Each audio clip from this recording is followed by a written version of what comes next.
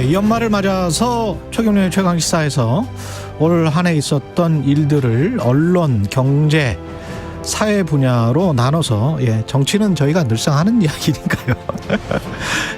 2022 대한민국을 돌아보다 첫 번째 시간, 오늘 언론편, 경제편 연달아서 나갑니다. 언론편에 변상욱 전 CBS 대기자 나와 계십니다. 안녕하세요. 네, 반갑습니다. 그 크리스마스는 잘 보내셨죠? 뭐 방송 준비하느라고 바빴습니다. 크리스마스 때 방송 준비 하고 싶지 않았는데 출연을 부탁받고 최경영 기자의 생일만 아니면 안 나가는 건데 생일 축하 기념으로 뭐 감사합니다, 선배님. 이 빼곡히 적어 오셨는데 오늘 이거 하려면 빨리 해야 됩니다. 한 학기 강의 분량이니까 그냥 뭐. 한 27분까지밖에 못해서요. 일단은 그 사면 이야기 현안 잠깐 짚으면 이게 뭐 이명박 전 대통령 사면하겠다. 그다음에 김경수 전 경남지사는 사면만 하고 복권은 안 시키겠다. 뭐 이런 식으로 이제 가닥을 잡는 것 같습니다. 그 신문 제목들을 쭉 보니까 제일 눈에 띄는 제목. 여야 얼추 균형을 맞춘 연말 특사. 얼추 균형을 맞춘. K일보 기사 제목인데 여야 얼추 균형을 맞췄다고 해서 세 봤습니다. 보면은 뭐 이명박 전 대통령과 김경수 전 지사 두 사람을 놓고 이제 균형을 맞췄다 이렇게 얘기하는 것 같기도 한데. 지사와 대통령은 퉁칠 수 있나요? 그다음에 14년 2개월형을 받은 원세훈 전 국정원장 정치공작 혐의죠. 그다음에 국고손실 등 특정 범죄 가중처벌법 처벌을 받은 남재준, 이병기, 이병호 전 국정원장 이름 쭉 보시면 다 나와 있습니다. 원세훈도. 국정원으로부터 뇌물을 받은 최경환 전 부총리, 그다음에 불법 사찰 우병우 전 수석, 블랙리스트 화이트리스트로 기소된 김기춘 전 비서실장, 조윤선 전 장관 이 양반들은 이제 사면 다 풀어주네. 여기에다가 그럼 이쪽 균형을 맞춘 인사는 게 김경수 지사에다. 그다음에 전병헌 전 청와대 정무수석. 이거는 이제 기부 후원금 문제. 입법 로비 사건 신계륜 전 민주당 의원. 강훈태 전 광주시장. 이 균형을 맞췄다고 그러는데 글쎄요. 남은 흉기나 뭐 이런 것들을 봐도 이명박 전 대통령 같은 경우는 뭐 굉장히 오래 남아 있잖아요. 아무튼 언론마저 이명박, 김경수 뭐 구색 맞추기 균형을 맞췄네라고 초점을 맞추면 안 되고요. 중요한 건 국정농단에 관련된 탄핵의 시대적 의미가 완전히 훼손됐다라고 하는 거죠. 우리가 뭐 때문에 적폐청산이라는 구호를 국민들이 촛불과 함께 내걸었던가에 대한 의미가 이제는 사라진 겁니다. 그러니까 이게 국민과 국가의 미래를 중점으로 해서 사면 복권이 이루어진 게 아니고 또 국민 국가를 중심에 둔 언론 보도도 아니고 중앙 정파 정치에 그냥 휩쓸려서 대충 균형 맞췄다고 보도하고 끝나는, 사실 어떻게 보면 문재인 정부에서 첫 단추를 잘못 깬 거죠. 박근혜 전 대통령에 대한 사면 문제가 어떻게 처리하는 것이 옳으냐. 그 다음 정권에서는 그러면 줄줄이 다 나올 텐데 그런데 국정농단 사건의 제일 위에 가 있는 박근혜 전 대통령이 사면 복권 된다면 그 밑에 사람들도 가만 놔둘 수도 없고 첫 단추는 논리상 조금 빨리 잘못 꿰어진 거 아닌가 하는 생각은 해야죠. 이게 무엇이 공정이고 무엇이 균형인가 이런 생각을 하게 만드는 또 워딩이 정진석 국민의힘 비대위원장으로부터 나왔는데 방송사의 보수 진보 패널을 공정하게 써달라라고 하면서 용산이랄지 뭐 친여 그 여당의 아주 비판적인 보수 패널은 보수 참칭 패널이다. 이게 맞습니까? 보수 패널, 우파 패널이라고 출연을 시키는데 그게 다 가짜더라. 어떻게 윤석열 대통령과 윤석열 정부를 비판하는 사람이 보수냐. 근데 보수도 종류가 쭉 있지 않습니까? 친박부터 시작해서 친박보다도 더 오른쪽에 가 있는 극우라고 하는 사람도 있을 수 있고. 또 나름대로 안에서 혁신을 부르짖는 합리적 보수라고 부르는 그런 사람도 있고요. 있을 수 있고. 그런데 그중에서 윤석열 정부를 비판하면 보수가 아니다라는 규정은 너무 자의적인, 상당히 좀 모욕적인 보수에 대한 모욕적인 판단이고. 근데 보수에 대한 모욕적인 판단이다. 그 잘 읽어보면은 개인적인 심사가 여기서 읽혀요. 뭐냐면 고심 끝에 전당원 투표 방식을 내놨는데 방송사 시사 프로는 폄하하는 코멘트로만 가득하다. 지금 자기는 비상대책위원장이에요. 예. 빨리 전당대회를 무사히 마치고 당대표를 뽑아가지고 넘겨주고 자기의 임기는 여기서 끝나야 되고 무사히 자기의 어떤 과제를 수행을 해야 되는데 과제 수행 도중에 갑자기 대통령이 쑥 밀었어. 예. 전 당원이 그냥 투표해갖고 쫙 정하는 게 어때. 근데 자기는 이 부분에 대해서 아무런 입장 정리라든가 사람들과의 어떤 소통이라든가 작업을 한 게 하나도 없는데. 예. 그래서 할 수 없이 떠밀려 가지고 내놨는데 보수 쪽에서 출연한 사람마저도 말도 안 되는 소리라고 야단을 치니까 지금 자기는 초조한 거죠. 예. 이래서 나름대로 꽤 핵심 멘트들은. 근데 어떻게 보면은 방송사나 언론사에서 민심을 판단을 해서 민심의 뜻을 헤아려서 이렇게 전달하는 방식도 있을 텐데 예. 그게 그 방송사가 판단하는 거를 어떻게 여당의 비상대책위원장이 판단을 해서 이런 패널만 해야지 보수 패널이야 이런 방식이 이게 좀 강제적인 것 같기도 하고 조금 명백하게 방송법에는 방송 외의 네. 기관이나 조직에서 방송 편성상에 관한 것들은 간섭하지 못하도록 분명하게 법으로 규정돼 있습니다. 게다가 기자 출신 아니에요, 정진석 비대위원장? 그렇죠. 그런데 예. 정진석 비대위원장 얘기를 조금만 더 하면 예. 취재 기자들도 좀 사람을 봐가면서 좀 취재해서 기사를 썼으면 좋겠어요. 예. 왜냐하면 정진석 비대위원장의 발언만 제가 한번 설명을 해볼게요. 예. MBC 전용기 탑승 불허는 언론 탄압이 결코 아니다. 민주당 산업은행 부산 이전 반대는 민주노총 탓이다. 그러나 산업은행 노조는 민주노총 소속이 아니고 한국노총 소속입니다. 네. 조선은 안에서 썩어 문드러져 망한 것이지 일본은 조선 왕조와 전쟁을 한 적이 없다. 일본의 침략이 아니라는 거죠. 네. 예, 침략한 게 아니다. 그 카이로 선언에도 뭐라고 돼 있냐면 일본의 식민 통치하에 있는 한국인의 노예적인 삶에 주목해 적절한 시기에 한반도를 독립시켜야 한다라고 카이로 선언에 그렇죠. 미국, 영국, 중국 정치인들이 얘기한 건데 이 양반은 한국 정치인인데 한국 역사에 대해서 당시에 미국, 영국, 중국 권력자가 만도 못한 거죠. 이런 사람이 얘기한 거에 대해서 또 뭐 있냐면 박근혜 정부 때 제 기억으로는 5년 동안 정규직과 비정규직 임금 격차가 10만 원, 20만 원밖에 안 됐습니다. 정규직과 비정규직의 격차가 10만 원, 20만 원밖에 안 됐다. 예. 지금은 30만 원, 40만 원 된다. 전혀 그렇지 않습니다. 박근혜 때는 130만 원 정도 됐고요. 예. 문재인 정부 때는 150만 원 정도 됐고요. 임금 격차가. 팩트 아무것도 없어요. 예. 아는 게 제대로 아는 게 확인한 게 아무것도 없는데 이런 사람이 좌파 우파 채널도 없이 전부 다 좌파 채널만 방송에 출연한다. 이렇게 말을 하면 언론이 그걸 가지고 확인을 한 다음에 비대위원장이 막말을 했다거나 망언을 했다거나 잘못된 또 판단을 내놨다거나 이렇게 그렇지. 기사를 써야 되는데 그냥 다 베껴 쓰고 끝난단 말이죠.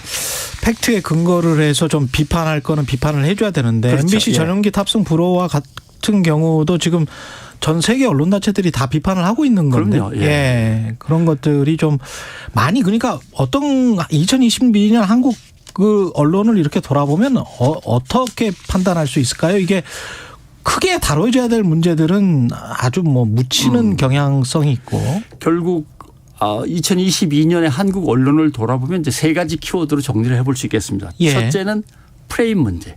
문제. 정치적 프레임 속에 언론이 완전히 갇혀 있거나 아예 거기서 나오고 싶어하지 않거나. 프레임에 갇혀 있거나 안주하고 있다. 예. 예. 그다음에 탄압인 것 같은데 탄압은 아닌 것 같기도 한데 근데 탄압이야. 뭐 이런 거. 예, 언론 탄압이라고 주제가 돼 있지만. 아까 그 MBC 전용기 탑승. 그다음에 예를 들면 TBS 문제도 예산을 그렇죠. 조례에 의해서 줄이겠다고 하니까 탄압인 듯 보이는데 탄압도 아닌 듯 하고 탄압이에요. 그다음에 가짜뉴스.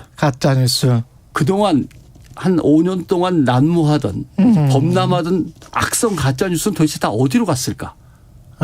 예, 이 문제. 이 세 가지 키워드가 2022년의 언론을 특징 짓는 거라고 저는 봅니다. 프레임 문제부터 한번 짚어볼까요? 프레임. 뭐 예를 들면 쉬운 거. 검수완박. 수사권이 검찰에서 다른 기관으로 옮겨지느냐 마느냐. 이렇게 따지는데 그게 아니고 국민이 주권 중에 하나인 수사권을 기관한테 어떻게 배분해서 견제 균형을 맞추느냐 이렇게 생각할 수도 있거든요. 예. 어느 쪽 프레임에 갈 거냐. 검수하는데 수사권은 검찰이 갖고 있는 걸 기본으로 하고 경찰한테 얼만큼 떼주냐를 문제 삼는데 그게 아니고 그렇죠. 수사권이라고 하는 국가의 권력 행사를 국민이 어떻게 배분할 거냐. 그것도 국회에서 대표들이 모여서. 객관적으로 보려면 검찰 수사권이 아니겠죠. 수사권 뿌리죠. 배분 예. 조정 문제 이렇게 예. 말이 돼야 되는데. 국가의 사법 행사입니다. 예. 그 문제인데. 그러니까 검찰 중심의 언어 프레임이라는 거죠. 그러네요. 검수. 그러니까 예를 들면 기본소득이라고 하는 게 맞겠습니까? 소득 배급이라고 하는 게 맞겠습니까? 가만히 있는데 나눠주니까 소득 배급이라고 해도 할 말은 없죠. 그러네요. 그러나 그렇게 따지면 이게 뭐 공산주의 체제도 아니고 무슨 배급이야. 그렇지. 그 워딩 자체. 예, 이건 기본소득이 맞습니다. 그렇죠. 예. 그냥 기본소득은 한번 그렇게 딱 확정이 돼서 이야기를 하니까 그거는 아무런 의심을 안 하는데 예. 검수완박도 사실은 충분히 의심해 볼. 그럼요. 예. 예. 어떤 프레임입니다. 가짜 뉴스도 정부가 뭐든지 가짜 뉴스라고 합니다. MBC가 모든 다른 십몇 개 언론사와 똑같이 편집을 해서 내놓았는데 예. 그리고 거기에다가 바이든이라고 설명을 달았는데 MBC만 찝어가지고 가짜 뉴스. 그렇죠. 가짜 뉴스라고 하는 프레임에 일단 가둬놓는 거죠. 그런데 중요한 것이 권력을 가진 사람들이 가짜 뉴스라고 계속 발언을 하면 언론들이 전부 다 가짜 뉴스라고 받아 쓰니까 문제는 권력자의 말이 곧 진실로 네. 바로 직행하는 거죠. 네.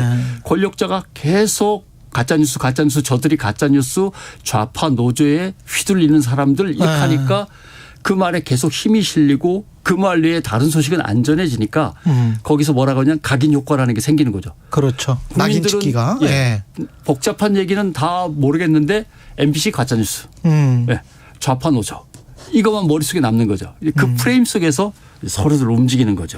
특히 검찰발 뉴스에서 검찰 주장만 계속 한 7, 80% 예. 정도 나오고 뭐 어떤 신문들은 거의 100% 나오고 피의자나 혐의자와 관련된 그 반박은 거의 없는 경우. 그렇습니다. 왜냐하면 한국만의 특징인 것 같아요. 그것도 진짜. 대장동 사건만 해도 네.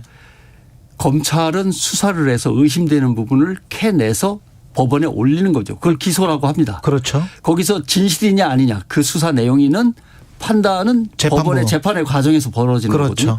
재판 과정에 대한 보도가 없어요.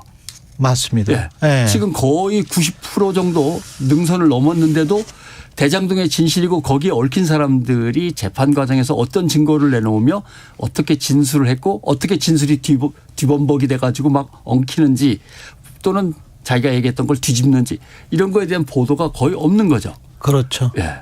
아까 그 단어도 말씀하셨지만 해외 언론들 보면 검사들의 말을 악유라는 주장한다. 예, 주장한다라고 이야기를 하는데 우리 같은 경우는 전해졌다. 그렇죠. 뭐 예. 마치 사실인 양. 예. 거의 확인된 양 그렇게 뭐 알려졌다. 그렇죠. 뭐 이런 식으로 해버리니까 이게 이미 그 재판을 받기 전에 팩트가 다 확인된 것처럼. 지금 정치 권력으로부터 엄청난 그 가짜 뉴스 프레임이 막 쏟아지고 있어. 예를 들면 예. 좌파, 불온, 뭐 종북, 파업은 북핵보다도 나빠. 다 우리가 본 거잖아요. 근데 예. 그러니까 진실과 프레임, 가짜 프레임이 충돌하면은 진실이 남고 가짜 프레임이 사라져야 되는데 그렇죠. 어느 순간 보면 진실은 다 사라지고 프레임만 남아 있는 거죠. 진실이 튕겨나가 버려요. 근데 국민들은 튕겨나간 진실을 다시 주워서 가져오지 못하죠. 왜냐하면 그렇죠. 언론이 도와주지 않으니까. 그렇죠. 예.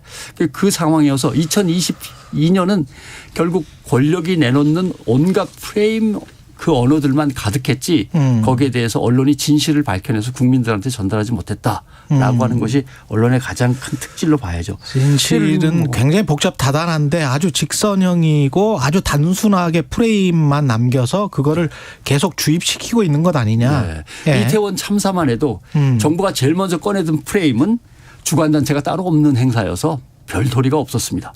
그렇게 계속 주관단체가 없어서 이 프레임 속에서 헤매고 있다가 나중에 예. 이제 문제가 조금 이제 진전이 되니까 유족들 동의도 안 받고 그런 식으로 얘기하시면 안 되죠.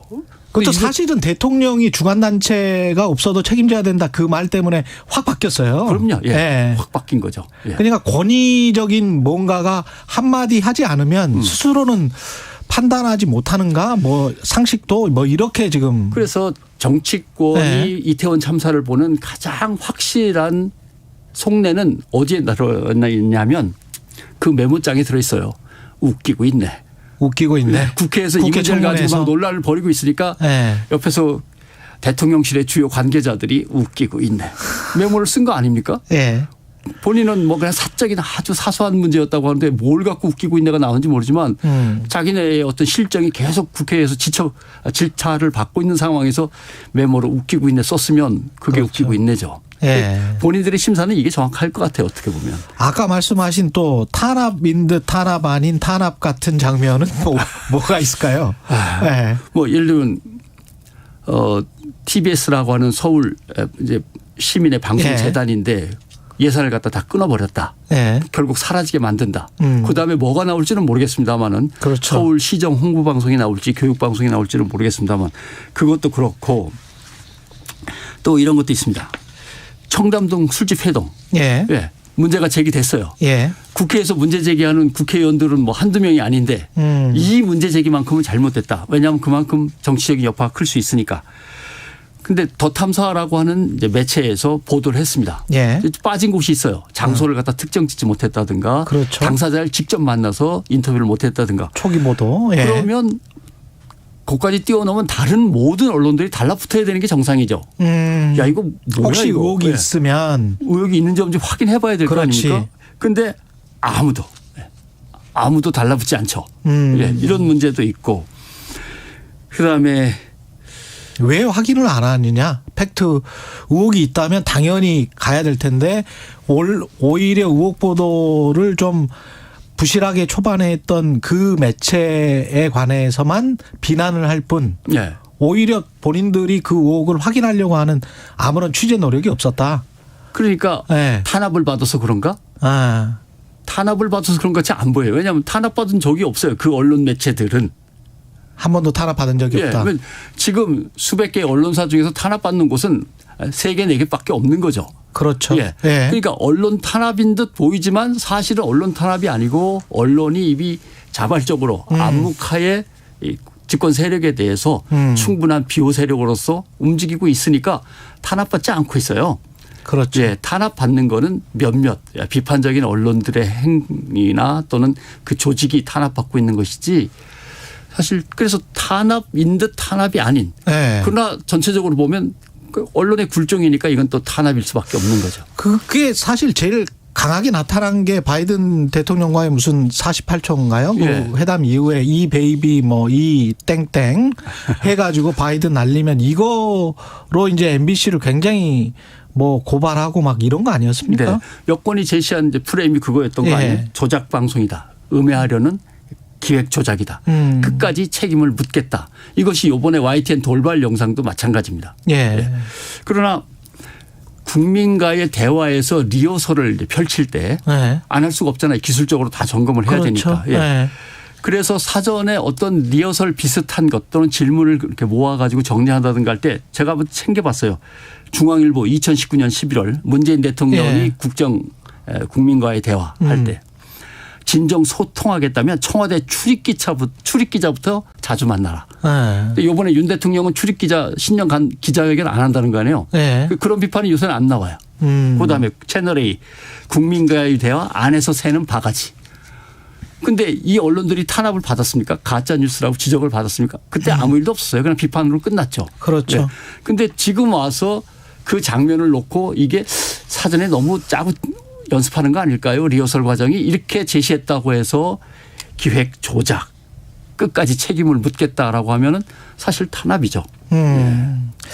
가짜 뉴스도 아까 말씀을 하셨는데요. 네. 가짜 뉴스와 관련된 최근 동향도 쭉 분석을 한번 해보셨어요? 최근 가짜 뉴스 동향은 뭐 너무 코로나19 확산, 코로나19 백신 부작용, 그다음에 백신 수급의 불안정. 모자란다. 왜 이렇게 많이 들어와서 남아서 폐기 처분하냐 등등등. 다 없어졌죠. 문재인 정부 때 문재인 정부 때 나왔던 모든 가짜 뉴스는 요새 하나도 등장하지 않습니다. 그런데 이런 현상이 지금 있는지 없는지에 관해서는 기사가 안 나오니까 모르겠네. 도대체 가짜 뉴스는 어디 갔느냐라는 기사도 안 나오는 것이고. 예. 네. 그러니까 결국은 뭐라고 해야 될까요? 하나 예를 들어볼까요? 조선 비즈가 보도를 했습니다. 예. 예. 문재인 정부 때는 뭐라고 했냐면 올해 크리스마스 일요일이라 아쉽나요? 여당 대체 공휴일을 제안해 정부도 긍정적이라고 한다.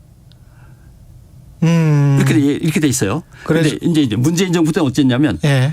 대체 공휴일을 도입하는데 중소기업 근로자들은 한숨만. 빨간 날도 상대적 박탈감에 시달려야 되는가. 예. 대체 공휴일을 지정한다고 할 때 윤석열 정부 때는 아주 긍정적으로 보도를 하고. 예. 크리스마스 일요일이라 아쉽죠. 여당이 대체 공휴일을 제안해서 정부도 긍정적이랍니다. 국민들에게 혜택을 주는 것처럼 네. 이야기를 하다가. 윤석열 정부 때고 네. 문재인 정부 때는 빨간 날을 또 준다고 빨간 날도 상대적 박탈감 중소기업 근로자들. 같은 신문입니다. 이런 식의 보도가 계속 나가는 거죠.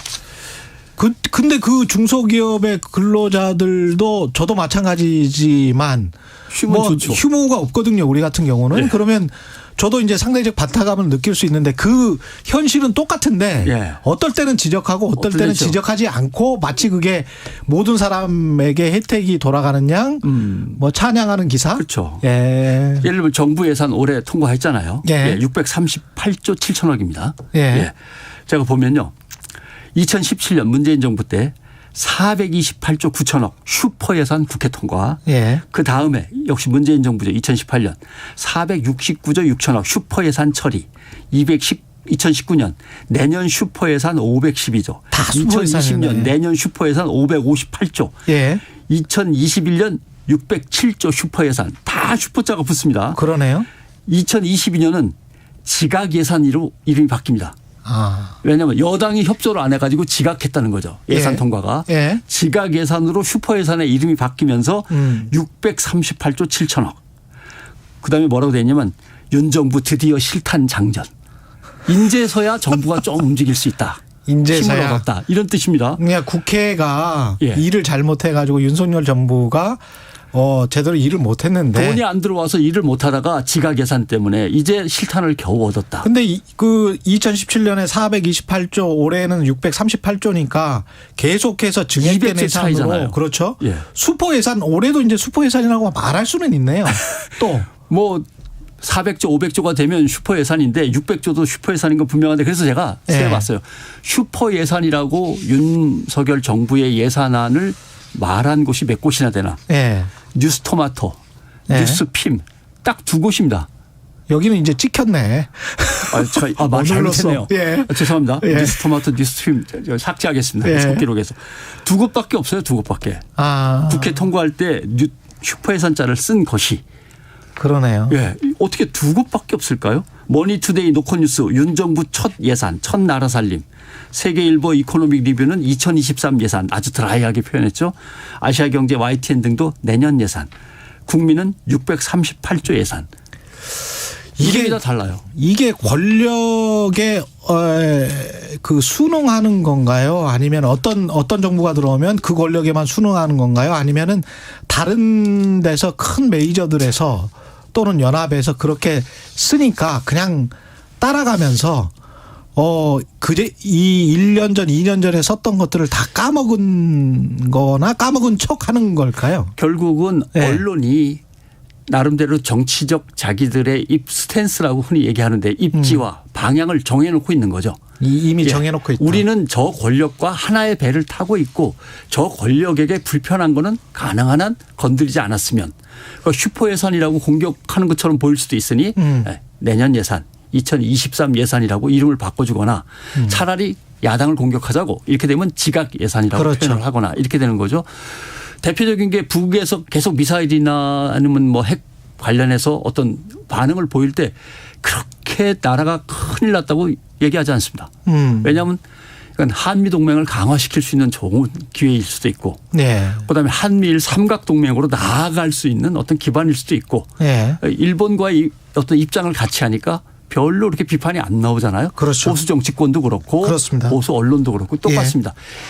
2022년에 가장 컸던 가짜 뉴스는 제 기억에 뭐냐면은 민주당이 교회를 폐지해 버리려고 교회를 없애 버리려고 법안을 만들었다.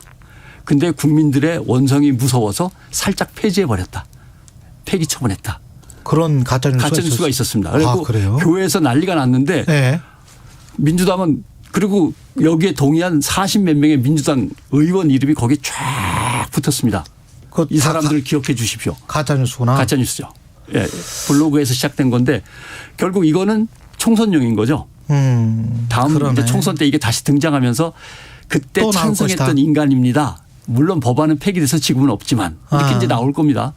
그런 것들은 정말 악성 가짜뉴스인데 오히려 그런 가짜뉴스는 남아있고 예전에 코로나19와 관련해서 백신과 관련해서 또는 북한과 관련해서 공포스럽던 뉴스들은 다 사라지고 없죠. 2023년 전망을 좀 해 주셨으면 좋겠는데 한 1분밖에 안 남았네요.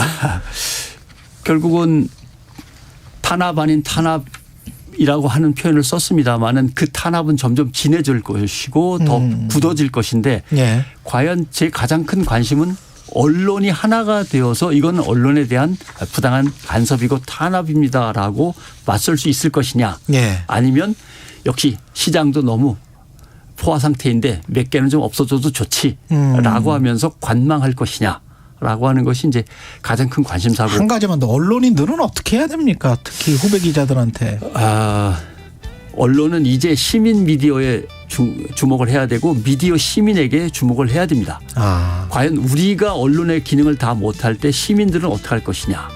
그리고 그 시민 미디어 또는 미디어 시민이 전면으로 등장해서 언론의 중심이 될 때 우리는 그들과의 관계를 어떻게 설정할 것이냐. 알겠습니다. 이제 이런 고민을 해야겠죠.